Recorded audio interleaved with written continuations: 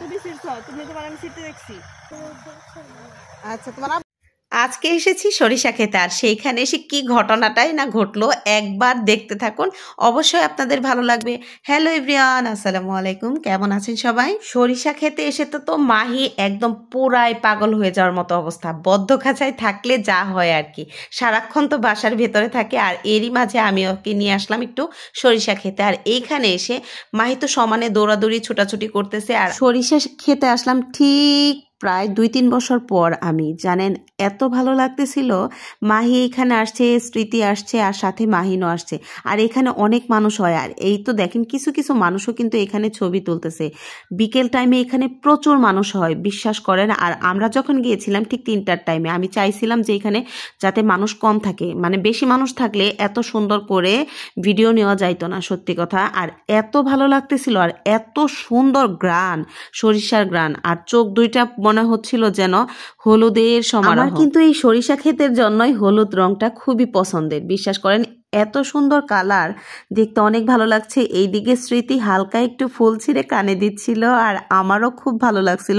মাহিমুনি আবার সেইটা দেখে ও নিজে দিচ্ছে, দেখেন ওর বলতেছে যে আমার কাছে অনেক ভালো লাগতেছে এই জায়গাটা। আবার একটু একটু পরে মাহিনের সাথেও দৌড়াচ্ছিল, মাহিনও বলতেছিল সত্যি অনেক ভালো লাগতেছে আম্মু এই জায়গাটা, এত সুন্দর গ্রান ছিল। আর দেখেন ওই দূরে মানুষ ছবি তুলতেছে। এখানে অনেক মানুষ হয় বিকেল টাইমে, আমি অনেক আগেই এসেছি যাতে মানুষ কম থাকে। আর এই চতুর্দিকে কিন্তু পাহারা দেওয়া আছে, জানেন। মানুষ এখন ভিডিও করতে যায় দেখা যায় যে সরিষা ক্ষেত পুরাটাই নষ্ট করে দিচ্ছে, এতে আরো কৃষকের ক্ষতি হচ্ছে। এখন তো শুধু ফেসবুকে ঢুকলেই শুধু সরিষা ক্ষেতের সরিষা ফুলের ছবি, আর সেগুলো যেন মন কেড়ে নেয়। আর দেখেন মাহি এখন পর্যন্ত দৌড়াচ্ছে, পুরো ভিডিও জুড়ে ও সমানে দৌড়াচ্ছে, বলতেছে আমার অনেক ভালো লাগতেছে। আর চতুর্দিকে শুধু সরিষা ক্ষেত, এই জায়গায় যতগুলো ক্ষেত আছে বেশিরভাগই সরিষা ক্ষেত করা আছে। আর মাঝে মাঝে বিভিন্ন জায়গায় বিভিন্ন প্রকারের সবজি গাছ বা ফাঁকে ফাঁকে বোনা হয়েছে।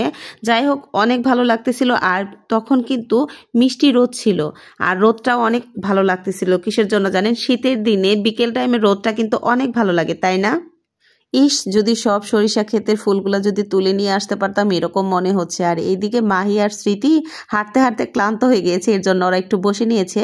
আর আমি আরও সমানে ছবি তুলতেছি, ভিডিও করতেছি।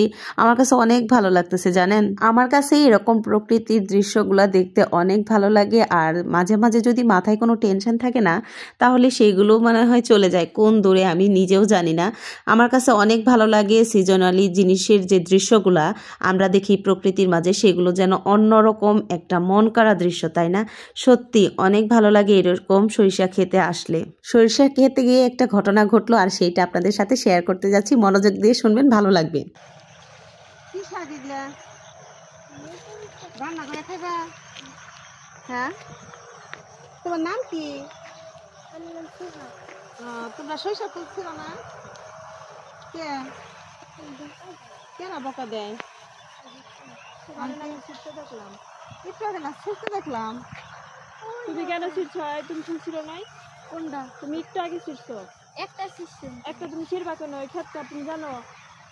এটা তো আমি বলছি, তুমি এটা ছিঁড়বা কেন? এটা তো ঠিক না, আরেকজনের ক্ষেত ছিঁড়া। ছিঁড়ছো কেন? জরিমানা দিয়ে তারপর যাবে, ঠিক আছে? আর এই যে ফুল ছিঁড়া ঠিক না তো। দাও দাও, জরিমানা দিয়ে যাও, একটু জরিমানা দিয়ে যাও, একটু দিয়ে যাও। একটা ফুল ছিঁড়ছো মানে কি? একটা ফুলের দাম কত জানো? দিয়ে যাও, 20 টাকা দিয়ে যাও। প্রকৃতির সৌন্দর্য নষ্ট করতেছো তোমরা। তুমি ছিঁড়ছো কেন? কত ছিঁড়ছো? আমি ছিঁড়ি নাই, ছিঁড়তে তাই না। তুমি জানি ছিঁড়ছো। পুলিশে ফোন দিব, ফোন দিব, ফোন দিব পুলিশে।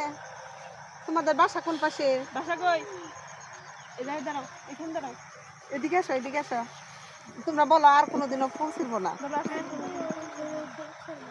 আচ্ছা, তোমার আব্বু আম্মু কি করে?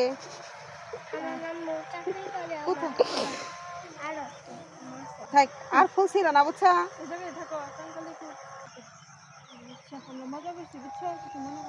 এমনি মজা করলাম তোমাদের সাথে, আর ফুল ছিঁড়ো না, ফুল ছিঁড়া ভালো না তো, ঠিক আছে? মানে ভয় দেখাইছি, ও সত্যি সত্যি ভয় পাইছে, বিশ্বাস করেন। আর আমরাও খুব মজা পাইছি, কিন্তু লাস্টের দিকটা যখন বলছে এইদিকে দাঁড়াও, তখন ওরা মনে করছে সত্যি সত্যি ওদেরকে পুলিশে ধরে দেওয়া হবে। খুব মজা করলাম, যাই হোক খুব ভালো লাগলো। আজকের ব্লগ এই পর্যন্ত, টাটা।